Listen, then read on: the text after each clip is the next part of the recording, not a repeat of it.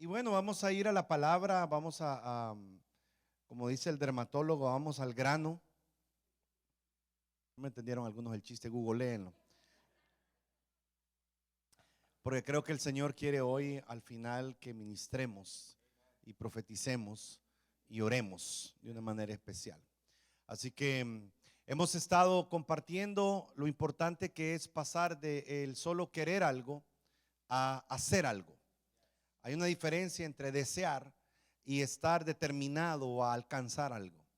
La mayoría de personas desean y desean y desean y tienen ilusiones, tienen incluso metas, pero no alcanzan las cosas porque les falta una determinación para actuar. Filipenses capítulo 2, versículo 13, perdón, si vamos y lo leemos, dice: pues Dios es quien produce en ustedes tanto el querer como el hacer, para que se cumpla su buena voluntad. Hay otra versión que dice: para que su placer se manifieste.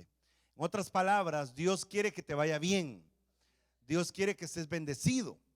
Y por cuanto Él quiere eso, Él pone en ti deseos para que tú avances, para que tú salgas del momento en el cual estás, para que tú no te estanques. Pero al mismo tiempo que Dios pone deseos en ti, Dios pone el poder para que tú hagas lo necesario para que esos deseos dejen de ser deseos y se conviertan en una realidad.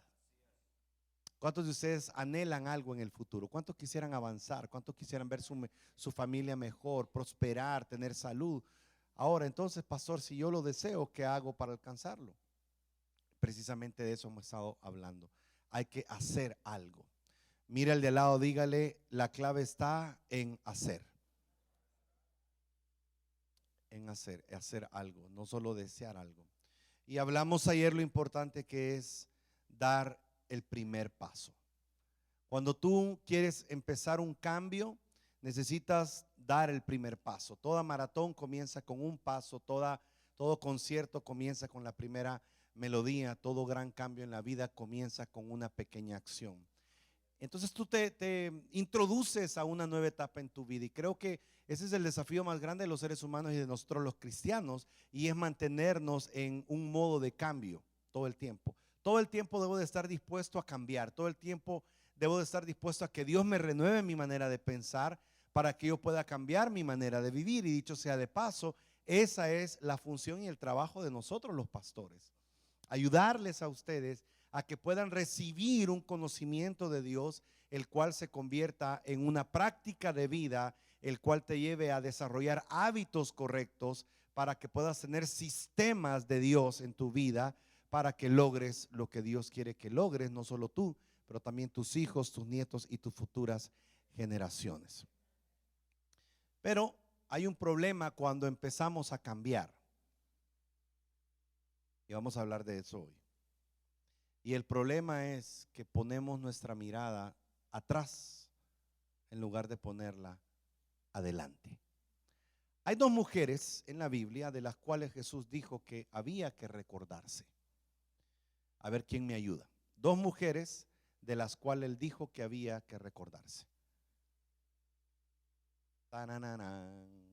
Dos mujeres. Una de ellas,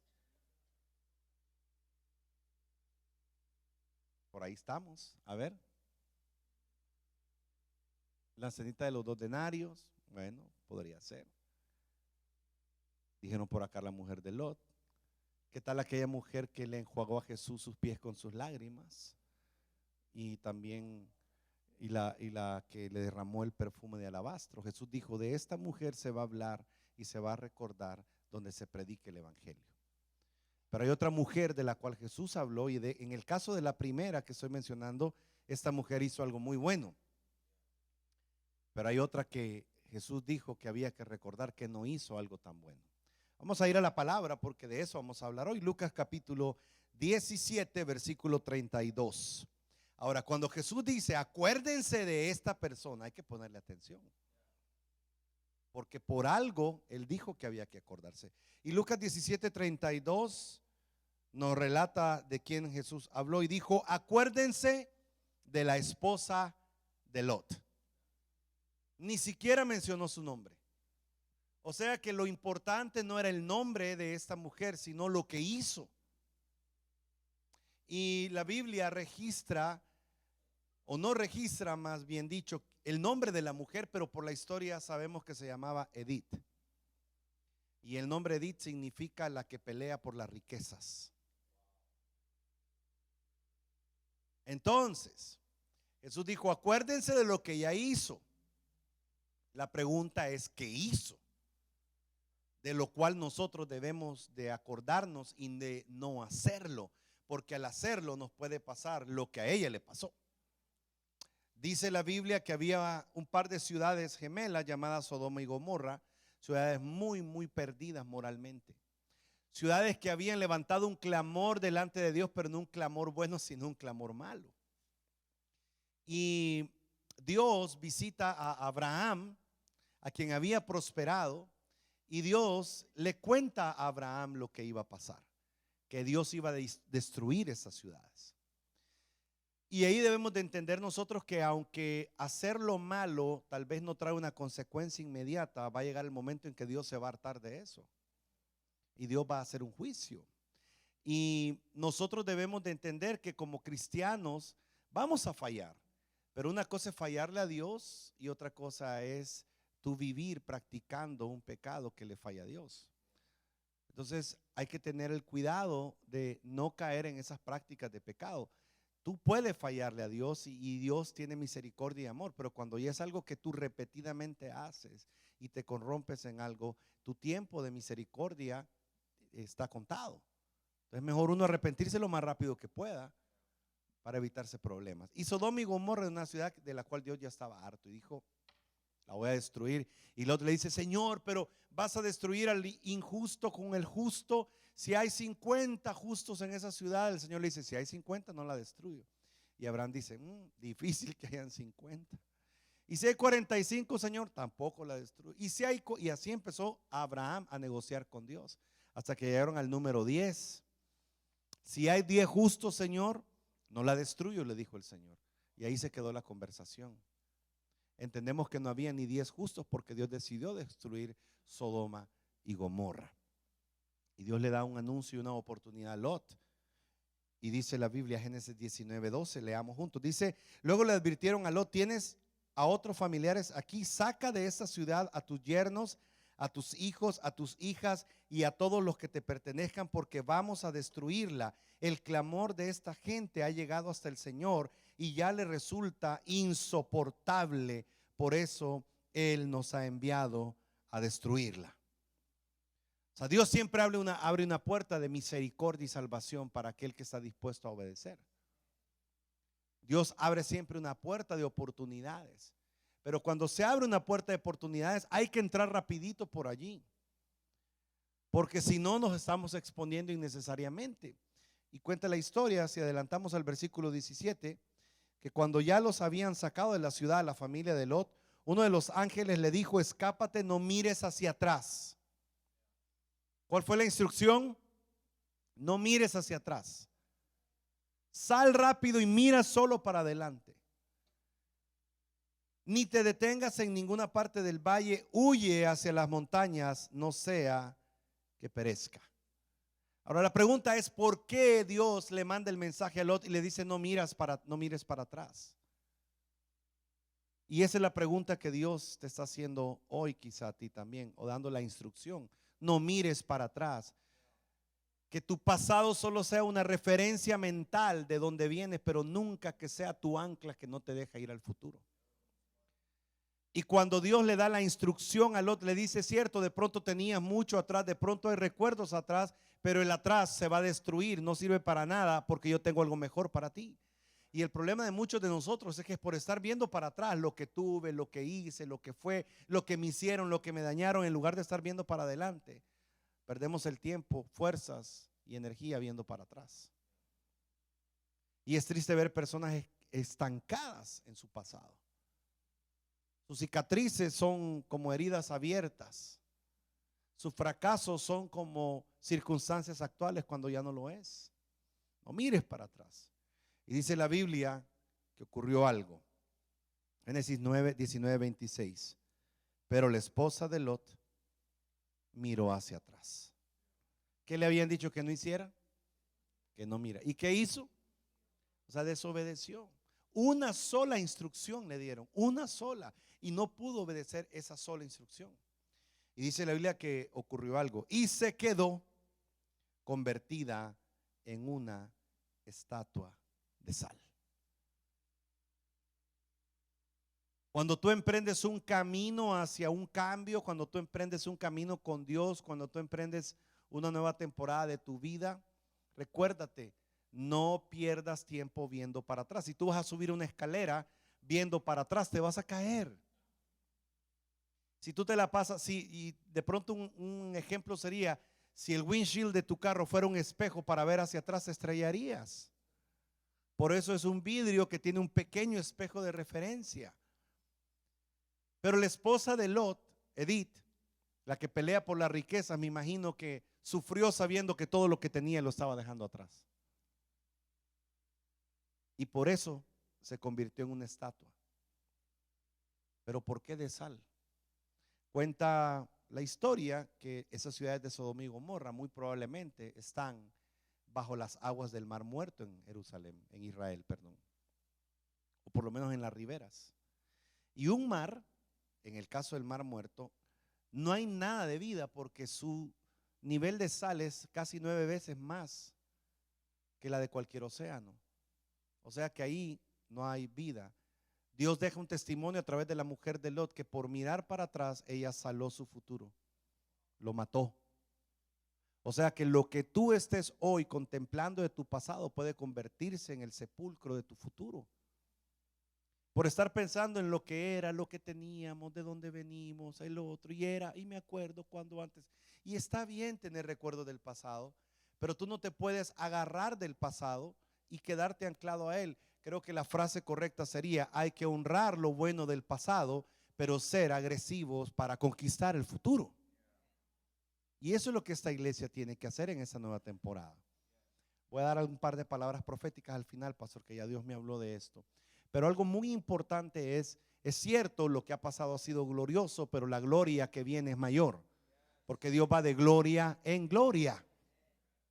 Y los que somos padres debemos de entender que nuestra vida y nuestros logros deben convertirse en la plataforma de nuestros hijos, jamás en la tapa de nuestros hijos. Yo no puedo pretender que lo que yo he logrado sea el final de todo. Sería un narcisista. Lo que yo he logrado, lo que yo logré, nadie me va a superar. No, al contrario.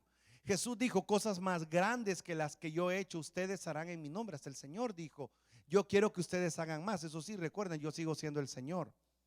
O sea que la gloria de nuestras futuras generaciones sea mayor no significa deshonrar a las antiguas generaciones, pero no estancarnos hasta allí. Jesús dijo algo muy poderoso. Lucas 9:62. Y me imagino que cuando estaba diciendo esto, quizás estaba pensando en la mujer de Lot. Jesús respondió y dijo: nadie que mire atrás después de poner la mano en el arado es apto para el reino de Dios. Deja de estar pensando: ay, antes de yo convertirme, ay, yo me acuerdo lo que hacía, lo que tenía. Hay personas que dan ese testimonio tan contrario a lo que es. Yo me entregué a Jesús y mis amigos me rechazaron y perdí el empleo a la semana y me enfermé y ha sido una desgracia. Y yo lo digo, de pronto te hubiera pasado todo lo que ahora tienes, es a Cristo, que antes quizás no lo hubieras tenido. Pero de que vas a salir adelante, vas a salir adelante. Así que, primer punto hoy: si has determinado avanzar en tu vida y has entendido que hay que pasar del querer al hacer, tienes que decidir no ver atrás. Tienes que decidir enfocarte hacia adelante. Quiero que mires tu cuerpo. Tu cuerpo está diseñado para avanzar. Tus ojos no están en la parte de atrás de la cabeza. Dios no te puso uno adelante y uno atrás. Dios no te puso una oreja adelante y otra atrás. Dios te puso todo adelante.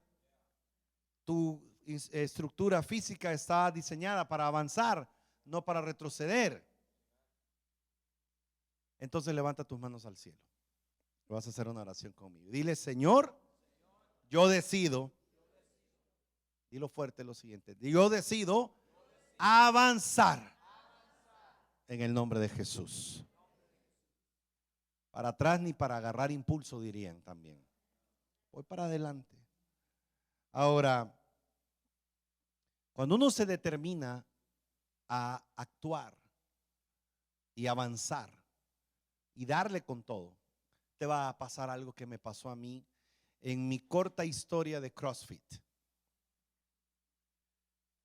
Unos jóvenes de la iglesia que hacen CrossFit me dicen: pastor, ya que estás haciendo ejercicio, ¿por qué no te vienes con nosotros a hacer CrossFit? Y dije yo: listo. Me llevo mi maleta de ropa de ejercicio a la oficina porque el CrossFit está al lado de la iglesia. Voy, me cambio, estaban ahí algunos de la iglesia. Y dije: bueno, yo estoy haciendo ejercicio, yo le voy a entrar con todo porque yo voy a aguantar. Y bueno, empezamos a hacer el calentamiento y después había como jalar en remos y después unos push-ups, esto y lo otro. Y empecé y le empecé a dar al mismo ritmo de todo el mundo. Era mi primera vez. Como a los 15 minutos empiezo a ver negro. Los ojos abiertos y no veía nada. Y me dice: ¿Are you okay? No, I'm not okay. Wait, guys. Y trató de empezar a respirar. Y como era un lugar, ambiente de gimnasio, hasta pesado sentía yo el aire. Me tuve que ir para afuera del gimnasio.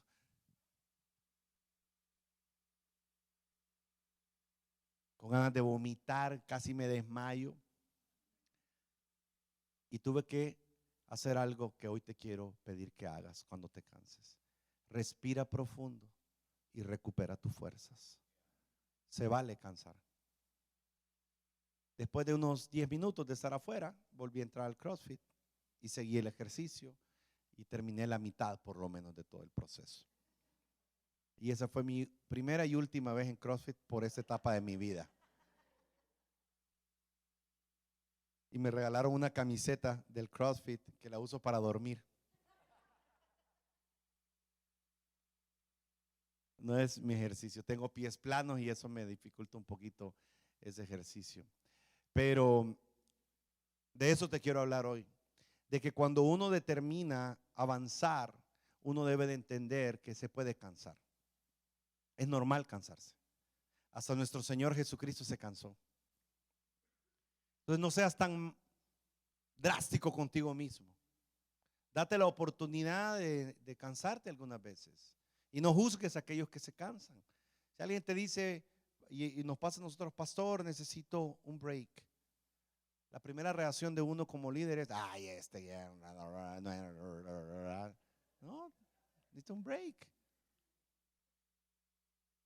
Tiempo de descanso.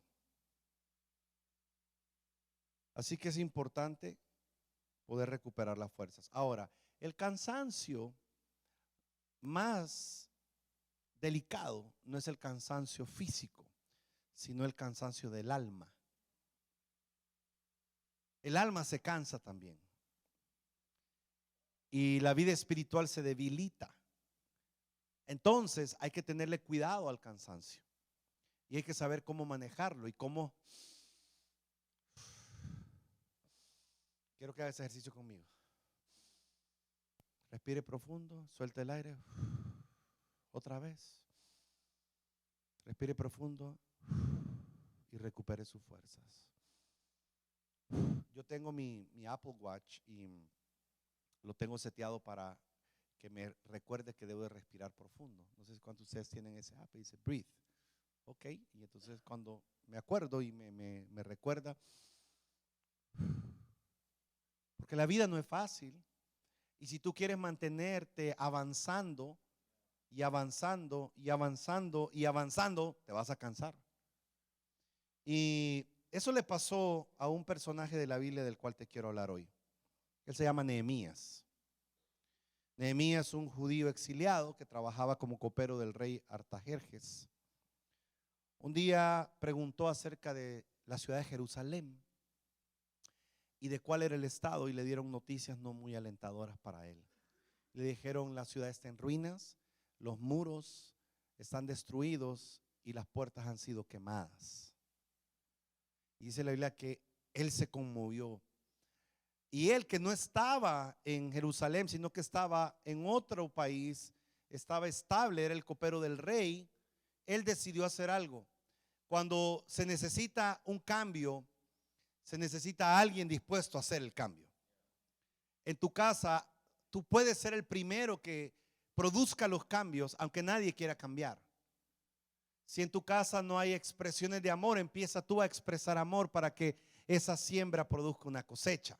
Si en tu casa nadie honra a Dios, hazlo tú primero para que también otros puedan seguirte. Cree en el Señor Jesucristo y serás salvo tú y tu casa. Cuando se necesita un cambio en tu escuela, ¿por qué no comienzas tú? Y Nehemías dijo, no puede ser que esto sea así. Y se conmovió, y dice la Biblia que ayunó y oró y le preguntó a Dios qué hacer, y Dios le dio licencia para hacer algo. Hay tanta necesidad en este mundo que se necesitan personas dispuestas a hacer algo. Y qué bueno que en esta iglesia hay hacedores de la palabra y no solo oidores de la palabra. Di conmigo, soy un hacedor de la palabra. Vamos, quiero escucharte. Soy un hacedor de la palabra. No soy un simple oidor de la palabra. Entonces Nehemías habla con el rey porque el rey lo ve tocado emocionalmente, espiritualmente, y le dice, ¿qué te pasa, Nehemías? Y él le cuenta y le pide que le dé la oportunidad de ir a trabajar a Jerusalén y a reconstruir los muros de la ciudad. Los muros representan protección y las puertas representan control.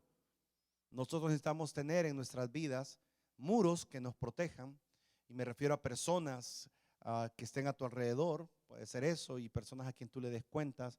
Y también necesitas filtros en tu vida que son como las puertas para saber qué dejar entrar y qué no dejar entrar, qué oír, qué no oír, qué tomar y qué desechar. Y Nehemías sabía que para que la ciudad se reconstruyera y para que una vida se reconstruya hay que tener protección y hay que tener puertas. Eso nos daría para otro tema, pero como un detalle ahí importante. Entonces le pide al rey que le permita hacer eso y le pide al rey que le ayude a que la provisión pueda llegar con él a Jerusalén, y el rey accede. Ojo a esto, Dios pone personas en tu vida como autoridad que son las que tienen las llaves para tus proyectos. Por eso hay que honrar esa autoridad. Y Nehemías, aunque era un rey pagano, no era cristiano, sabía que él estaba sometido a ese rey y habló con él, y Dios le dio gracia delante del rey. Así como Dios te va a dar gracia, y lo declaro y profetizo para ti en el nombre de Jesús, Dios te va a dar gracia con tu jefe, Dios te va a dar gracia con empresarios, Dios te va a dar gracia con personas en universidades que tienen llaves para bendecir tu vida. Eso se llama el favor de Dios sobre nosotros. Nosotros, por ejemplo, en nuestra iglesia compramos nuestros edificios cuando era una iglesia muy jovencita. Teníamos 2 años de haber abierto la iglesia y nos mudamos a un lugar rentado, y quien lo había construido era un judío con el cual yo empecé a tener una relación porque él nos rentó las primeras oficinas. Y luego que necesitamos un templo porque nuestra iglesia comenzó en la cafetería de una escuela, él nos ayudó con ese templo. Él estaba construyendo un edificio de oficinas, el cual transformamos en el primer piso para la iglesia, y así empezó nuestra relación. Al cabo de 2 años me dice, voy a vender el edificio y te quiero dar a ti la primera opción. Yo le dije, nuestra iglesia es muy joven, no tenemos crédito, no tenemos nada para el down payment, que normalmente un crédito comercial es el 30%, o sea que teníamos que venir con el 30% del valor del edificio, más los gastos de cierre, y que un banco nos aprobara. Ninguna de las opciones estaba abierta para nosotros, y me recuerdo que él me dijo, yo te lo voy a prestar de mi dinero. Y así fue con el primer edificio en nuestra iglesia, y así fue con el segundo edificio en nuestra iglesia. Él me lo prestó de su dinero. Cuando él se retira, unos 5 años después, nuestros edificios se habían valuado tanto que al ir a un banco ya teniendo crédito, el 70% del préstamo cubría el 100% de la deuda. O sea, fue un milagro así loco. Fue Dios que usó a un judío que no era necesariamente nuestra misma creencia evangélica, cristiana, pero tenía llaves. Así que ponle atención a esos hombres que tienen llaves. Eso es como el Ciro también, que bendijo a los judíos. Y dice la Biblia que Nehemías fue entonces y se reunió con sus hermanos en Jerusalén, y miren lo que pasó. Nehemías capítulo 2 versículo 18 dice, entonces les conté cómo la bondadosa mano de Dios había estado conmigo y le relaté lo que el rey me había dicho. Y al oír esto clamaron, manos a la obra. Ojo a esto. Y unieron la acción a la palabra. Y el problema de muchos de nosotros es que solo hablamos, pero no hacemos. Voy a empezar a cambiar esa área de mi vida. Y ese es el primer paso, hay que declararlo, hay que atarse con la boca. Por eso me gusta mucho, pastora, la declaración que hacen a la hora de las ofrendas, porque es una declaración que abre un camino, pero ese camino que se abre hay que caminarlo. Y uno de los problemas más grandes que podemos tener en nuestra vida es que nuestras acciones no respaldan nuestras palabras. Y cuando eso ocurre, nuestra credibilidad se pierde. Y si hay algo que tenemos valioso los seres humanos es nuestra palabra. Antes los contratos se cerraban con un apretón de manos. Hoy se necesitan decenas de hojas de papel con los detalles de la transacción para asegurarse que los que se están comprometiendo la cumplan. Y algo que trato en mi vida es que mi palabra valga, que mi sí sea sí y mi no sea no. Y eso en tu lugar de trabajo te va a ayudar también a avanzar. Porque tus jefes o los dueños de la empresa para la cual tú trabajas van a saber que tú eres alguien creíble, confiable. Y dice la Biblia que estos hombres dijeron, listo, metámosle acción a la palabra. Y empezaron a construir. Pero pasó algo en el camino. Nehemías 4:6, y este es el rema de este punto.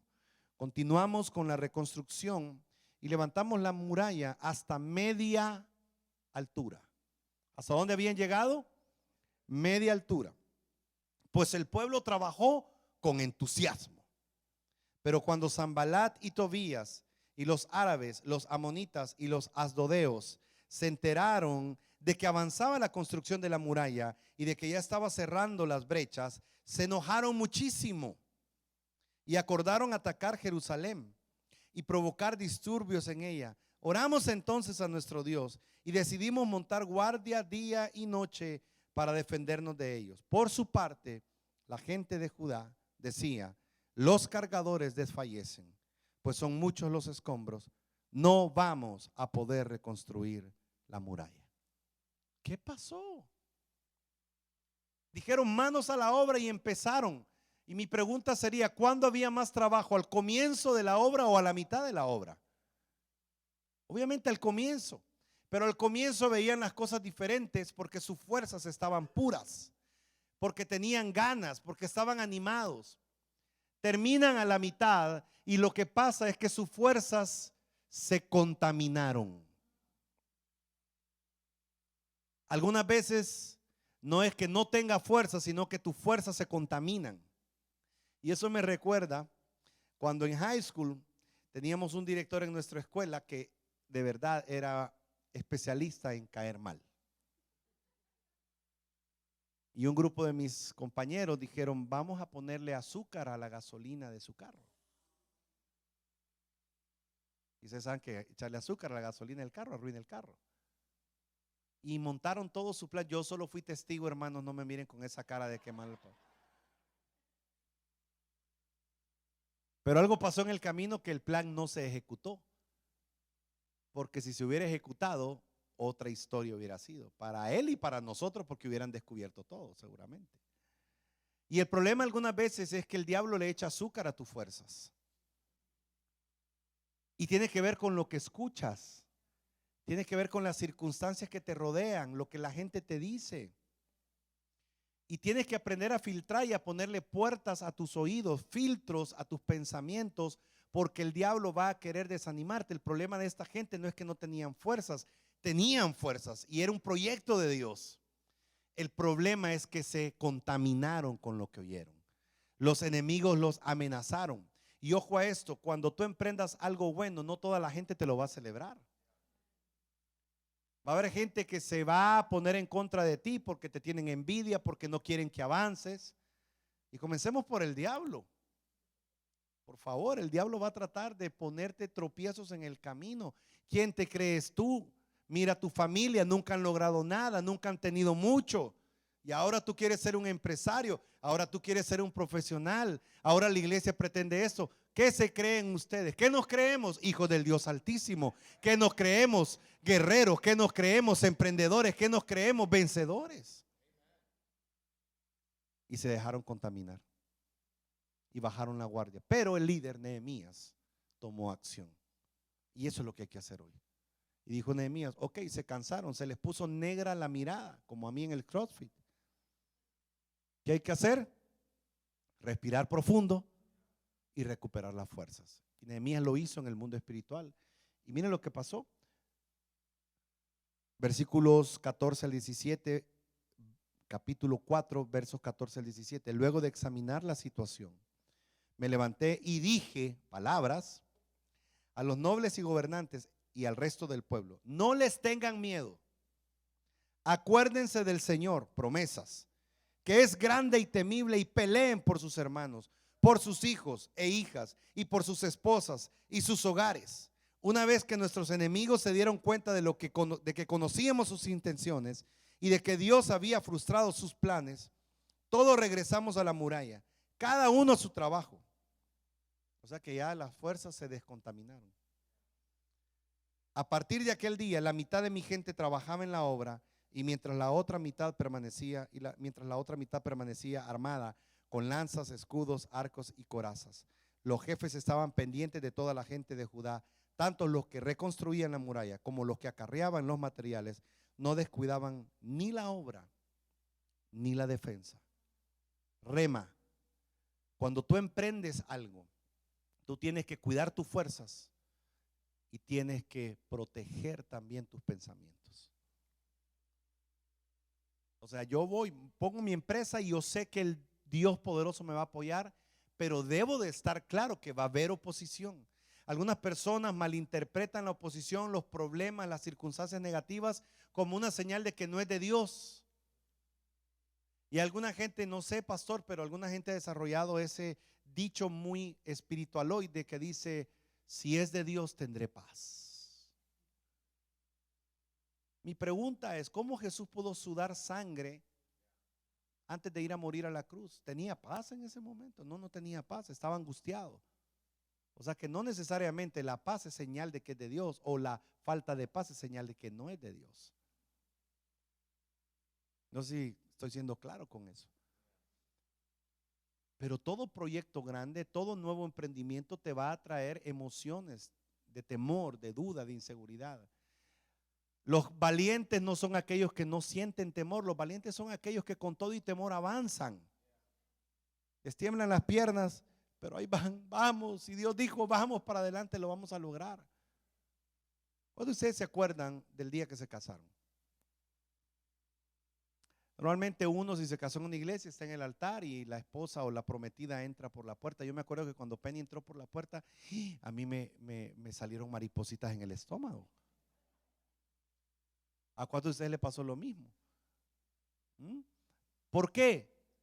Porque el matrimonio es desconocido. Por eso se le dice al novio novio, porque no vio lo que realmente era.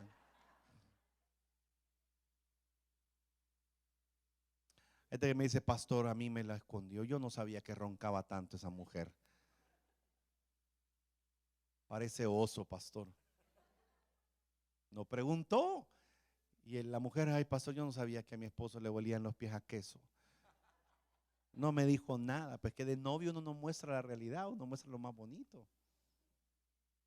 Pero uno se pone nervioso porque uno no sabe para dónde va, y uno va aprendiendo a conocer su pareja, y esa nueva etapa de la vida, ¿verdad? Lo que no conocemos nos da temor natural, pero debemos de recordarnos que si Dios está con nosotros, aunque no conozcamos el camino, Dios nos va a respaldar. Así que Nehemías les dijo: no tengan miedo. Yo sí le diera un aplauso al Señor en este momento, creo que aplica perfecto.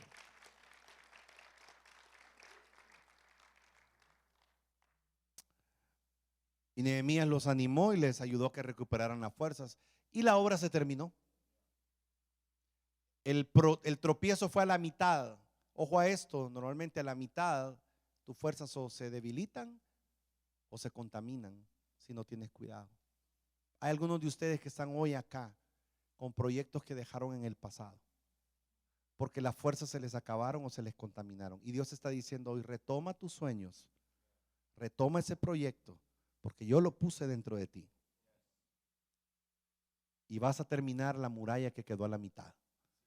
Vas a reconstruir los muros y vas a ponerle puertas y filtros para protegerlo.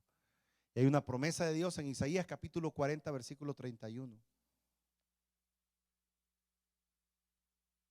Y vamos a leer, es más, y si me ayudan al piano, vamos a tener suficiente tiempo para orar hoy y ministrar. Vamos al piano, ¿verdad? Sí, solo el piano, Steven.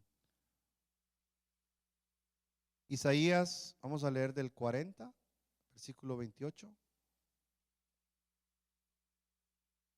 en adelante.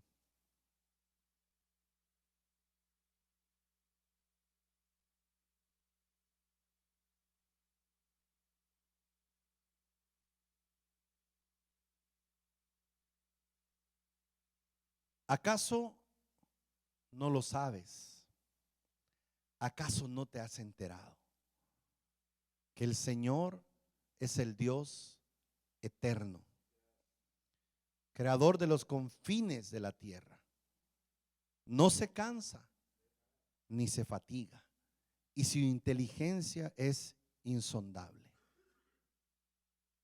Él fortalece al cansado y acrecienta las fuerzas del débil. Hay otra versión que dice, y multiplica las fuerzas del que no tiene ninguna. Aún los jóvenes se cansan, se fatigan, y los muchachos tropiezan y también caen.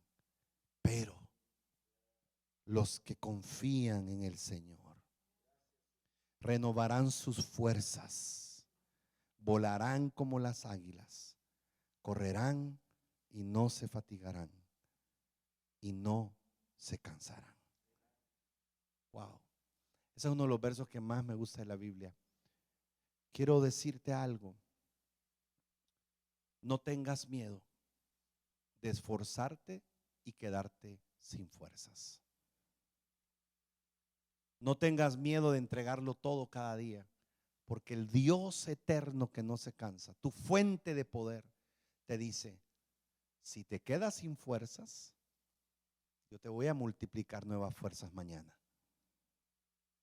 Si te quedas sin fuerzas, mañana estarás recargado. Eso es como un teléfono. Hoy en día, cuando usted llega a las 6 de la tarde y su teléfono tiene el 5% de batería, usted entra en crisis. ¡Ah! Se me va a acabar la batería. Y andas buscando dónde cargarlo, porque tu teléfono te sirve para mucho. Y hay que recargarlo. De la misma manera, tú eres un ser creado por Dios, capaz de recargarte. Y ojo a esto, aunque los expertos te dicen que hay que ahorrar dinero para el futuro, y tú tratas de ahorrar tiempo buscando la ruta más rápida para llegar a algún lugar, hay algo que tú no debes de ahorrar, y son tus fuerzas. Las fuerzas que crees que ahorras hoy no te sirven para mañana. O sea que las fuerzas de hoy las tienes que usar, invertir. Cuando tú vayas a poner tu cabeza a la almohada, debes de estar tranquilo y satisfecho que diste lo mejor de ti, lo mejor por tu familia, lo mejor por Dios, lo mejor por ti mismo. Cánsate haciendo lo que vale la pena hacer, siendo un hacedor. Tal vez durante el día te cansas, antes de tiempo respira profundo y recupera las fuerzas para llegar al final del día habiéndolo dado todo. Pero recuerda que cuando llegue el momento de descansar, llegó el momento de confiar de que Dios seguirá obrando. Hay un hombre que admiro mucho en la Biblia. Su nombre es David. Y a mí me pusieron David como David por guapo, rubio y de buen parecer. Y me pusieron Salomón por sabio. Y me llamo David Salomón. Pero David nos enseña algo con su vida. Y hay muchas cosas que podríamos hablar de este hombre, pero hay una de las que yo más me agarro y es que confiaba en Dios plenamente. Comenzó siendo un jovencito que le cuidaba a su papá sus rebaños, y él de noche pasaba en vela cuidando las ovejas de su papá, y cuando venían los osos y los leones, él defendía las ovejas de su papá. O sea, él confiaba plenamente en que Dios estaba en control. Y aunque sus fuerzas humanas tuvieran límite, él sabía que el Dios Todopoderoso le daba fuerzas sobrenaturales. Y hay un salmo que describe la confianza de él y quiero que lo leas junto a mí. En el Salmo 4, versículo 8, en medio de una de las batallas, recordemos que David fue pastor de las ovejas de su papá, luego fue también parte del ejército de Israel bajo Saúl y después se convirtió en rey. Pero el secreto del éxito de David siempre fue el secreto, lo secreto. ¿Cuál es el secreto de la victoria, pastor? El secreto de la victoria está en la victoria en lo secreto. Voy a volver a repetir.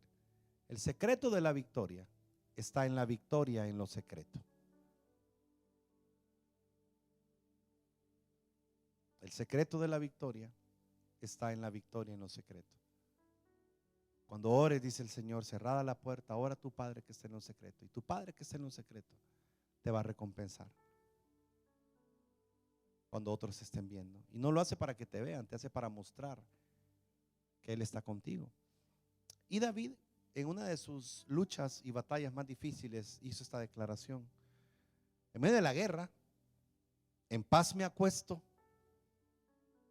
y me duermo, porque solo tú, Señor, me haces vivir confiado.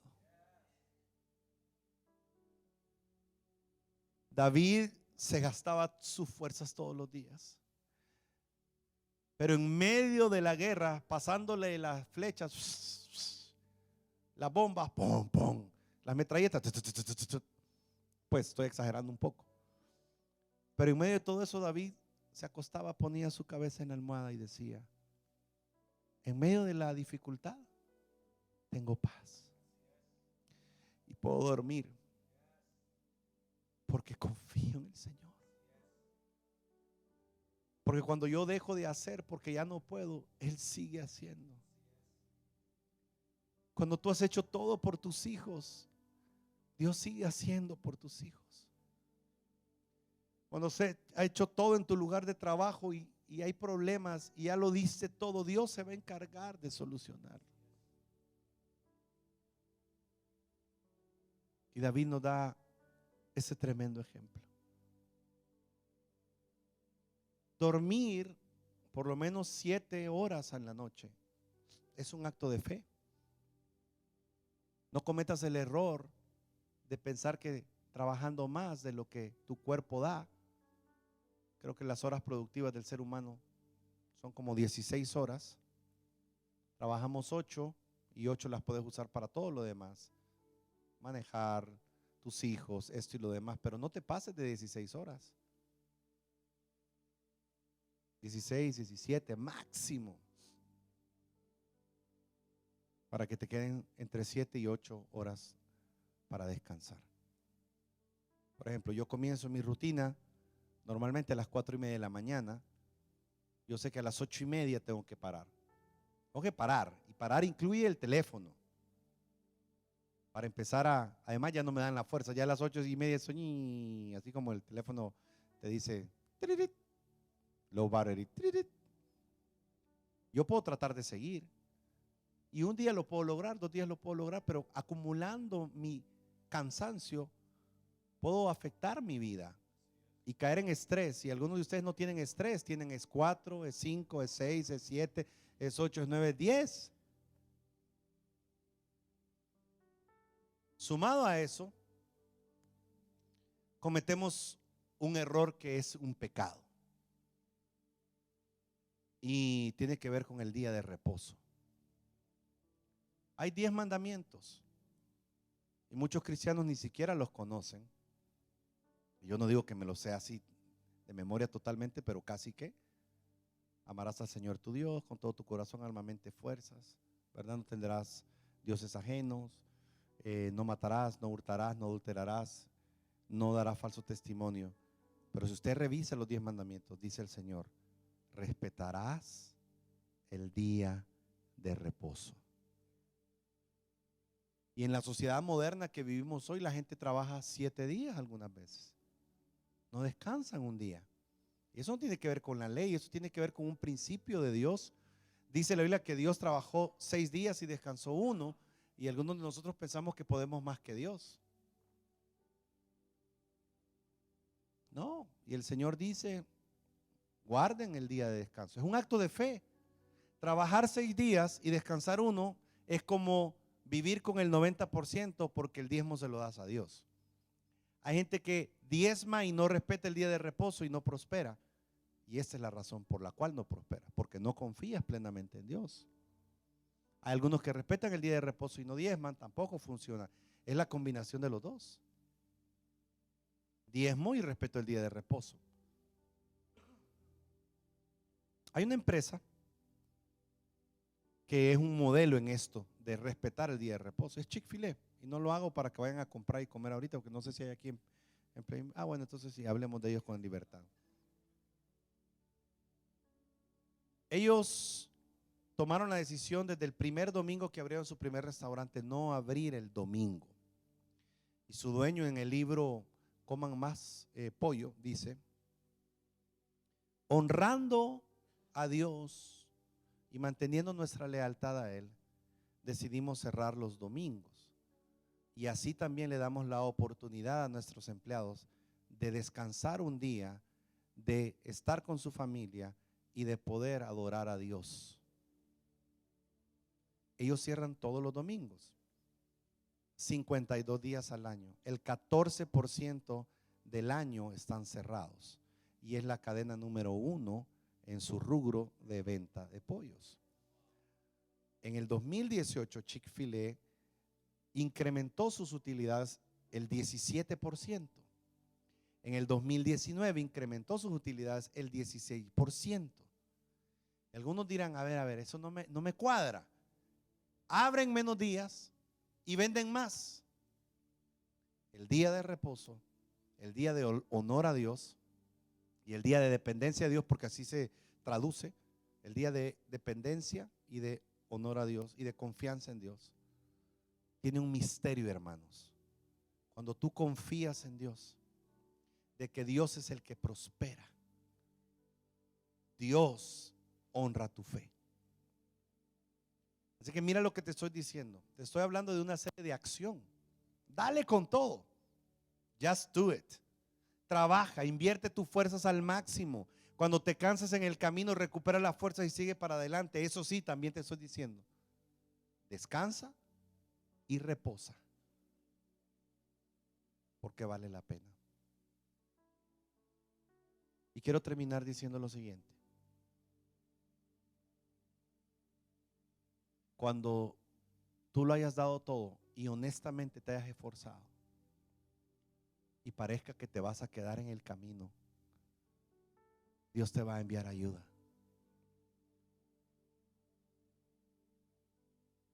El Señor Jesús, dice la Biblia, tuvo un momento donde ya no podía más. La noche antes de ser crucificado fue arrestado y comenzó un calvario para él.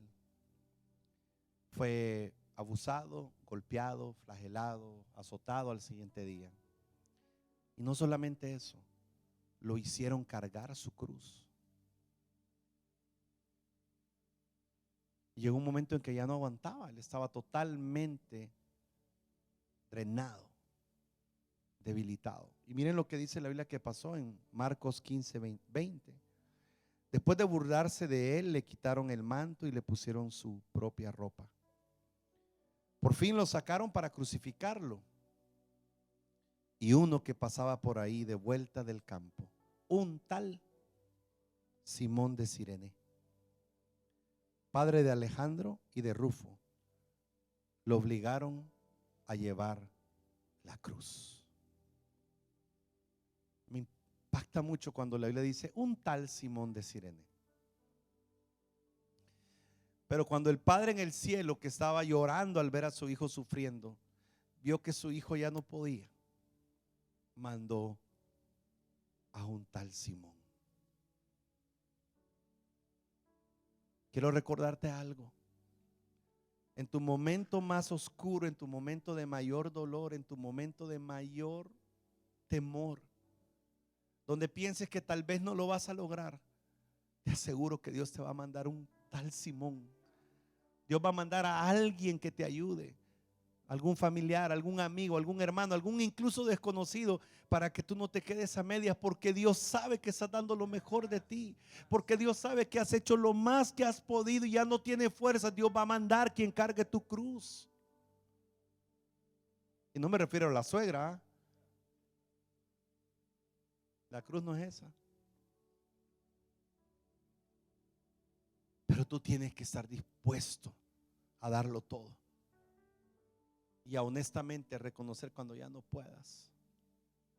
El pastor me contaba una bella historia de cómo Dios lo ha usado a él para ser ese Simón de otras personas, y cómo otras personas han sido Simón en nuestra vida. Y quiero decirte algo: va a haber veces, o habrá veces, donde Dios, sabiendo que tú ya no puedes, va a mandarte un Simón. Pero va a haber veces donde tú tienes que ser el Simón de alguien más. Tienes que estar dispuesto a cargarle la cruz a alguien.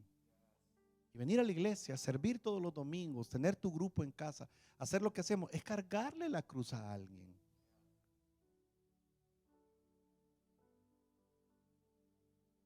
Y vamos a orar en esta noche. Y yo quiero creer que la palabra que he sembrado estos días aquí va a dar fruto. Y cuando Dios me dé la oportunidad de volver a venir, voy a escuchar de las historias, de sus acciones. Y como dije ayer, que si escribiéramos nuevamente hoy el libro de los hechos, que no se llame el libro de los deseos, se llame el libro de lo que se hizo. El libro de los hechos habla de la hazaña de fe de esos hombres y mujeres que le creyeron a Dios. No puede ser diferente para nosotros. El libro de Hechos tiene 28 capítulos. Sigamos escribiendo el 29, el 30, el 31. Que se hable de ti, que tus hijos lean de ti, que tus hijos, tus nietos puedan decir: gracias Dios que mi papá creyó, porque mi abuelito creyó. Y hagamos historia. Y creámosle a Dios por grandes cosas. Vamos a estar de pie.